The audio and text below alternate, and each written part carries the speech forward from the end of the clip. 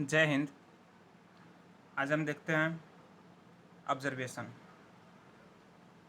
Observation के बारे में हम पढ़ना स्टार्ट करते हैं। जैसे कोई भी पेशेंट आता है तो सबसे पहले क्या करते हैं, उसको ऑब्जर्व करते हैं, उसका वाइटल साइन वगैरह लेते हैं। तो ऑब्जर्वेशन में सबसे पहले आता है वाइटल साइन। तो किसी भी पेशेंट, जब हॉस्पिटल में कोई भी पेशेंट आता है तो उसका ऑब्जर्वेशन लेते हैं, मतलब उसका वाइटल साइन वगैरह हम चेक करते हैं। तो वही हम पढ़ने जा रहे हैं ऑब्जर्वेशन। ऑब्जर्वेशन में सबसे पहले हम देखेंगे वाइटल साइन क्या होता है। ये क्या होता है, ये vital sign are a basic component of assessment of client. जो भी पेशेंट होता है, पेशेंट कहो या फिर क्लाइंट कह लो, तो जो भी पेशेंट होता है उसका क्या होता है, वाइटल साइन उसका बेसिक कंपोनेंट होता है। मतलब सबसे पहला कंपोनेंट क्या होता है, वाइटल साइन लेना। जब भी कोई पेशेंट हॉस्पिटल में आएगी तो क्या करेंगे, हम उसका सबसे पहले वाइटल साइन लेंगे। वाइटल साइन में क्या क्या आता है, वाइटल साइन में आगे हम पढ़ लेंगे क्या आता है। टेम्परेचर आती है, पल्स आती है और रेस्पिरेशन वगैरह आती है। Body temperature, pulse, respiration and blood pressure, ये क्या होती है, ये लाइफ की साइन होती है। साइन ये इसलिए बोला गया है कि मतलब सबसे पहले हम यही चेक करते हैं, वाइटल साइन में यही हम ऑब्जर्व करते हैं और उसको एसेस करते हैं किसी भी क्लाइंट का। ये रेस्पिरेशन यदि नहीं चलेगा या फिर पल्स, ब्लड प्रेशर कम हो जाए, ये इस तरह की, ये तो पल्स खत्म, रेट कम हो जाए तो क्या होती है, पेशेंट मतलब अनकॉन्शियस भी पेशेंट होता है तो उसका रेस्पिरेशन और पल्स क्या होता है, चलते रहता है, मतलब पेशेंट डेथ कर जाएगा। तो इसलिए ये क्या होती है, साइन होती है लाइफ की। यदि जिंदा है पेशेंट तो क्या उसमें रेस्पिरेशन होगा, पल्स रेट उसकी चलेगी। तो इसको हम चेक करते हैं। सबसे पहले नर्स को जो वाइटल साइन लेने के लिए जो असेसमेंट होती है, सबसे पहले identify specific life threatening condition and plan the needed nursing contribution. सबसे पहले जब हम पेशेंट को देखते हैं तो क्या करते हैं, आइडेंटिफाई करते हैं उसकी स्पेसिफिक लाइफ थ्रेटनिंग कंडीशन को, कि जो पेशेंट है वो कितना देर तक, मतलब उसकी लाइफ अभी क्या है, थ्रेटनिंग कंडीशन है या नहीं। कभी कभी क्या होता है कि हॉस्पिटल में जो पेशेंट आती है तो वो क्या होती है कि वो बहुत ही सीरियस केस होती है, तो उस समय हम उसके हिसाब से उसको क्या करते हैं, उसकी इलाज करना स्टार्ट करते हैं। तो सबसे पहले हम उसकी चेक करेंगे, मतलब आइडेंटिफाई करेंगे उसकी लाइफ थ्रेटनिंग कंडीशन को, कि वो किस तरह से है, जनरल है या फिर सीरियस कंडीशन है।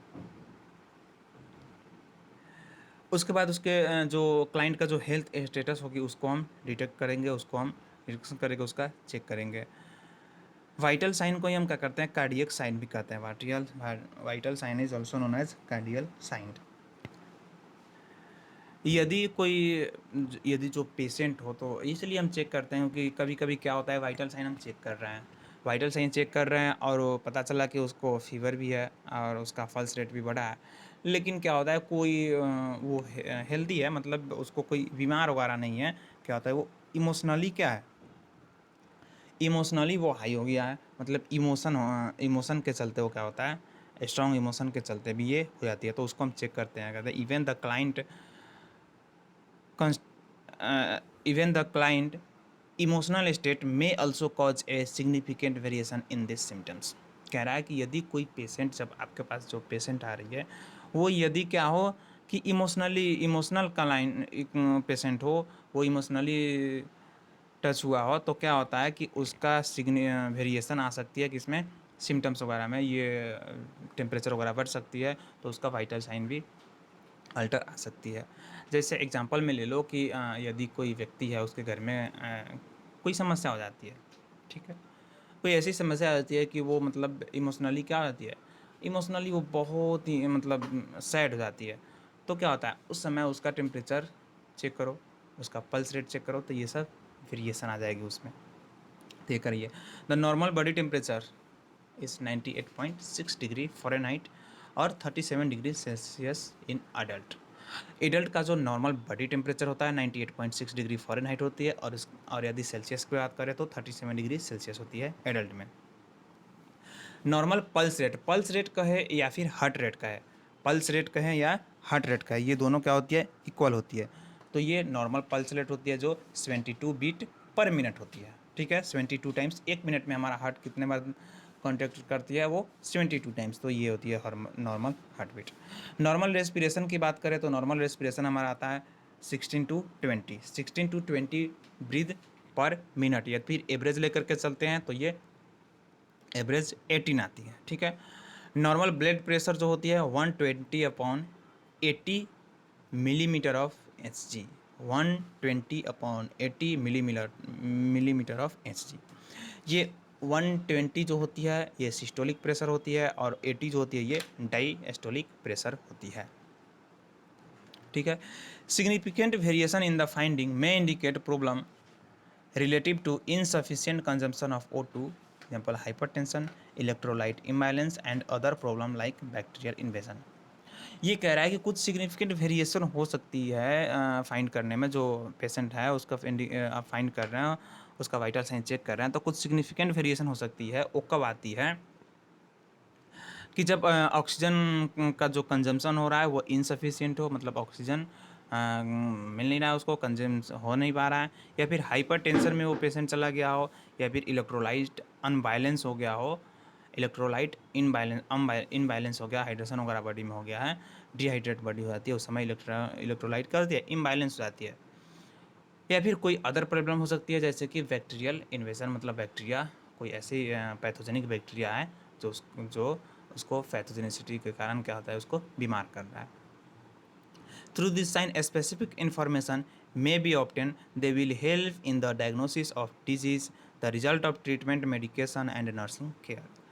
जब ये वाइटल साइन हम जब ले लेते हैं तो वाइटल साइन से हमको पता चलता है कि इसको तब उसको हम क्या करते हैं, उसको डायग्नोसिस के लिए भेजते हैं। उसके बाद क्या क्या क्या करते हैं कि जब डायग्नोसिस का जब रिजल्ट आती है तो हमको पता चलता है कि इसको किस तरह की बीमारी है, किस तरह से इसका हेल्थ ख़राब हुआ है, और उसके अकॉर्डिंग हम क्या करते हैं, प्लान करते हैं। नर्सिंग जो भी नर्सिंग स्टाफ होती है या फिर जो डॉक्टर होती है क्या करते हैं, उसको प्लान करती है और उसको नर्सिंग केयर प्रोवाइड करती है, ठीक है। तो सबसे पहले हम बॉडी टेम्परेचर की बात करते हैं। ये बॉडी टेम्परेचर क्या होता है, तो ये कह रहे हैं body temperature may be defined as degree of heat maintain by the body. It is the balance between the heat provide and the heat loss in the body. कह रहा है कि जो बॉडी टेम्परेचर जो होती है, हमारे बॉडी का जो टेम्परेचर होती है ये डिफाइंड होती है डिग्री ऑफ हीट से, मतलब कितना डिग्री ऑफ हीट हमको नेसेसरी होती है। ये अपने बॉडी की जो टेम्परेचर को मेंटेन करती है, और ये जो भी हीट प्रोड्यूस होती है, जो भी हम भोजन लेते हैं वहाँ से भी हीट प्रोड्यूस होती है, जो एनर्जी मिलती है वहाँ से हीट प्रोड्यूस होती है।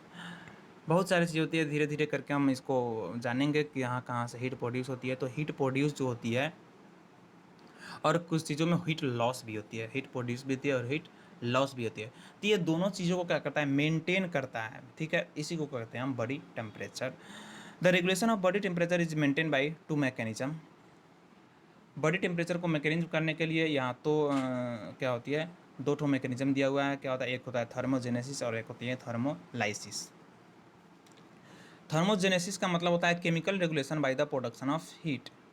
थर्मो रेगुलेशन मतलब होती है क्या कि जो भी बॉडी का जो टेम्परेचर होता है उसको रेगुलेट करने के लिए क्या करती है, केमिकली ये रेगुलेट करता है, केमिकल के द्वारा, किसी भी केमिकल के द्वारा करता है।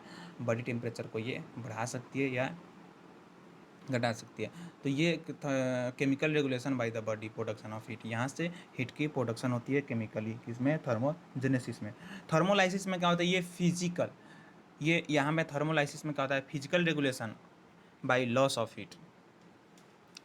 तो थर्मोजेनेसिस में हम देखें, थर्मोजेनेसिस मतलब जनरेट हो रही है, यहाँ पे क्या होता है, थर्मोजेनेसिस में हीट का प्रोडक्शन हो रही है, किसके थ्रू, केमिकल के थ्रू, किसी केमिकल रेगुलेशन के थ्रू।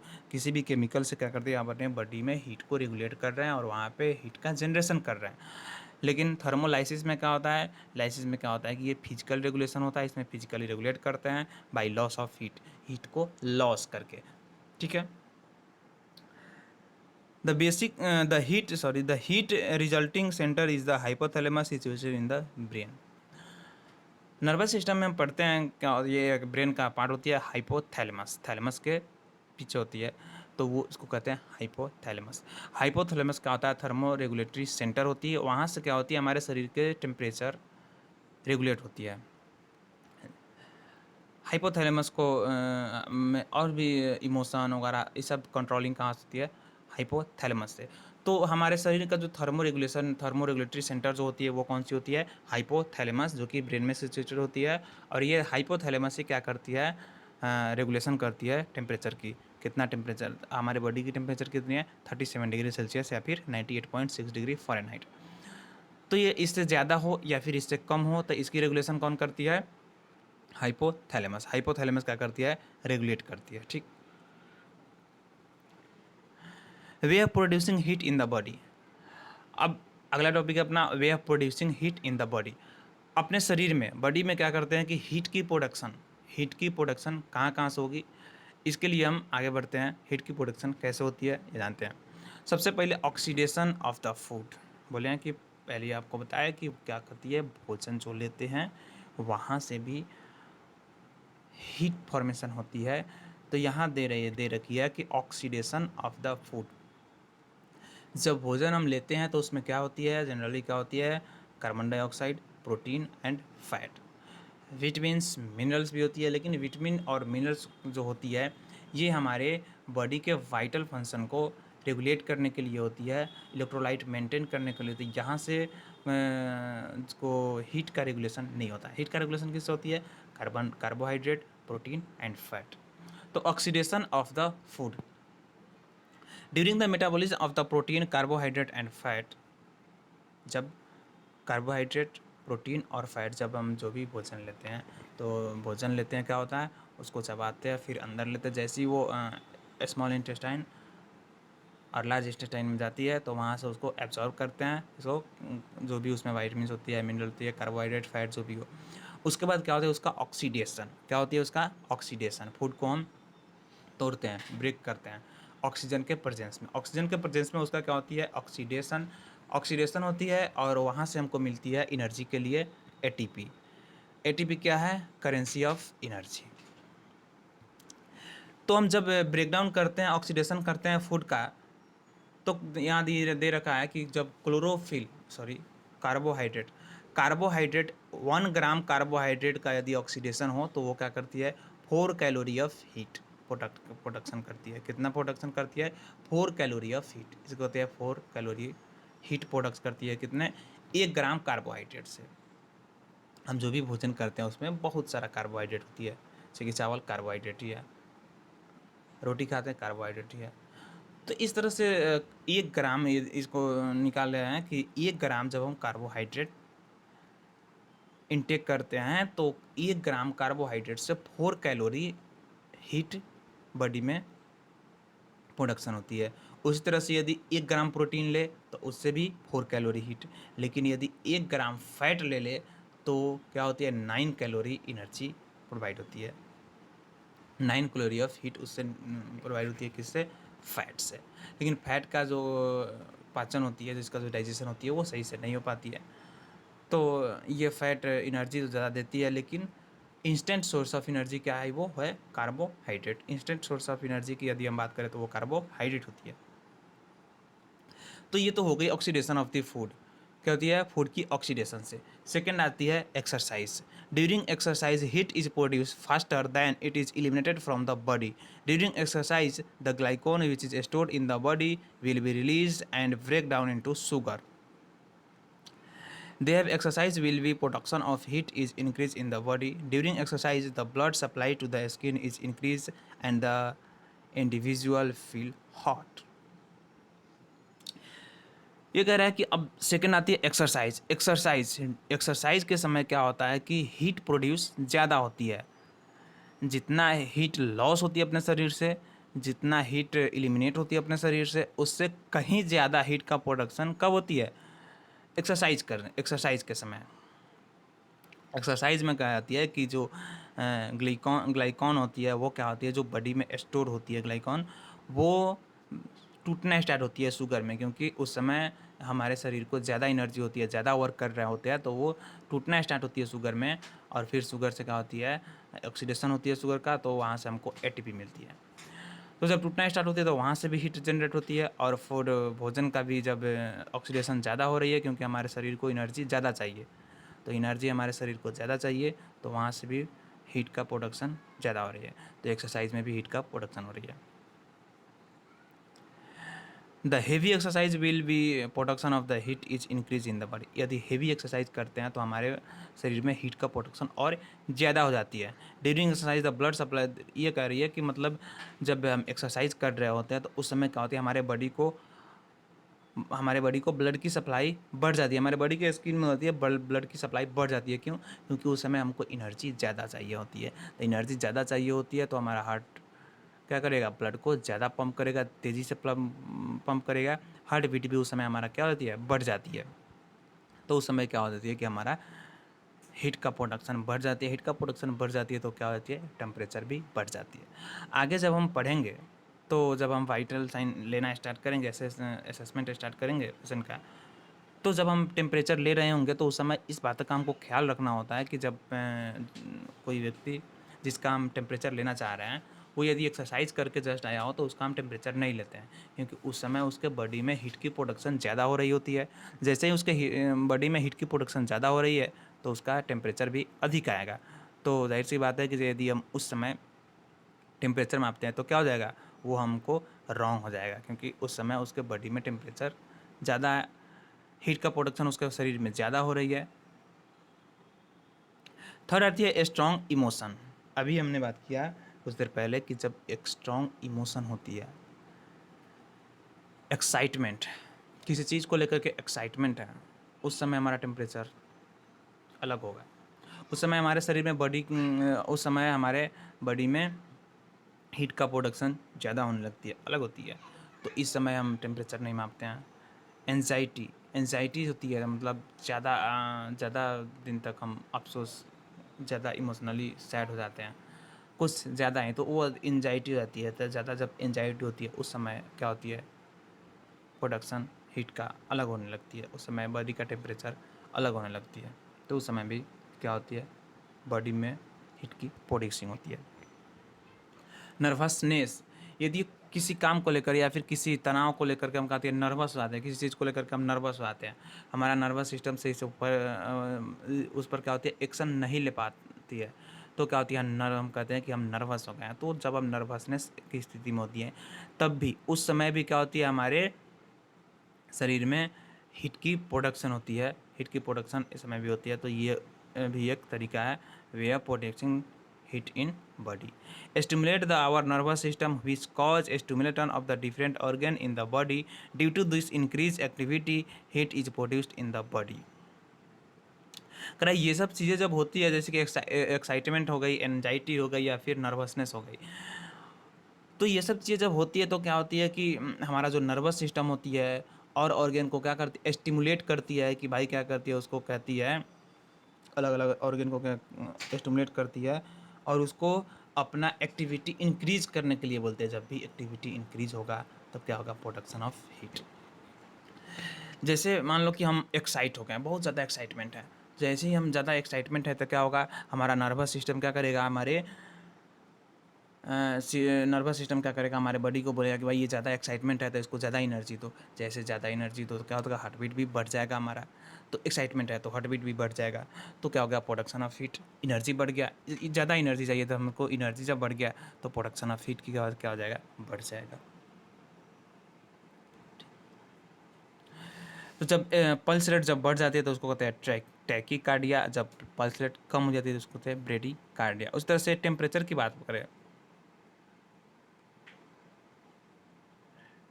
रेस्पिरेशन की ब्रेडी टिफनिया होती है और टेकीपिया, ब्रेडीपिया और टेकीपिया। ब्रेडीपिया मतलब कम हो जाती है, जब हाई रेस्पिरेशन होती है तो कहते हैं टेकीपिया। चौथा आती है hormonal effect, increase activity of thyroid gland and the adrenal gland, raise body temperature, ovarian hormone progesterone production, increase body temperature. कुछ हार्मोनल इफेक्ट भी होती है जो हमारे बॉडी के टेम्परेचर को क्या करती है, ज़्यादा करती है। Increase activity of thyroid gland, thyroid gland और एड्रिनल ग्लैंड जो होती है, इसमें जब एक्टिविटी होती है, ये अपना एक्टिविटी जब इंक्रीज करती है, इंक्रीज मतलब बढ़ा देती है, तभी भी हमारे बॉडी में क्या होती है, टेम्परेचर बढ़ती है। मतलब उस समय भी क्या होती है कि हीट का प्रोडक्शन होती है। ओवेरियन हार्मोन प्रोजेस्टेरोन हो गया, ये जब ये भी प्रोड्यूस होती है तभी क्या होती है, हमारे बॉडी टेम्परेचर इंक्रीज होता है, मतलब उस समय भी क्या होती है, हीट का प्रोडक्शन हमारे शरीर में होने स्टार्ट हो जाती है। बाकी बात अगले क्लास में हम पढ़ेंगे way of losing heat from the body. ये हम अभी तक पढ़े हैं क्या, प्रोडक्शन पढ़े हैं कि हीट किस किस तरीके से हमारे शरीर में प्रोडक्शन होती है हीट की। तो क्या क्या पढ़े हम, सबसे पहले हम ऑक्सीडेशन पढ़े, फूड की क्या हुई, ऑक्सीडेशन हो गई। उसके बाद हम एक्सरसाइज से लिए स्ट्रॉन्ग इमोशन और हार्मोनल इफेक्ट। ऑक्सीडेशन से फूड का जब ऑक्सीडेशन हो रहा था तो उससे हो रहा था। एक्सरसाइज से क्या हो रहा था कि मतलब बॉडी में हीट की प्रोडक्शन हो रही थी। स्ट्रॉन्ग इमोशन जब आ रहा था तभी भी हीट बॉडी में हीट की प्रोडक्शन हो रही थी। और कुछ हार्मोनल चेंज होती है, थायराइड ग्लैंड और एड्रिनल ग्लैंड जो होती है वहाँ से जब होती है, या फिर प्रोजेस्टेरोन का जब सिक्रेशन होती है तो वहाँ से भी हमारे बॉडी में हीट का जनरेशन होती है। और इस तरह से हमारे बॉडी का हीट मेंटेन रहता है। अब देखते हैं कि जैसे ही ज़्यादा बॉडी, अब जब हम देखेंगे way of loss heat from body, जब कहाँ कहाँ से बॉडी से हीट लॉस होती है, क्योंकि यदि केवल प्रोडक्शन हो हीट का और लॉस नहीं हो तभी भी क्या हो जाएगा, हमारे बॉडी का टेम्परेचर एक लेवल से ज़्यादा रहेगा। लेकिन हम देखते हैं जनरली हमारे बॉडी का टेम्परेचर क्या होता है, एक मेंटेन रहता है 37 डिग्री सेल्सियस या फिर 98.6 डिग्री फ़ारेनहाइट पर क्या होता है, हमारे बॉडी का टेम्परेचर मेंटेन रहता है। ठीक है, तो ये चीज़ें हम नेक्स्ट क्लास में पढ़ेंगे कि कैसे कहाँ कहाँ से हीट का लॉस होता है। ठीक है।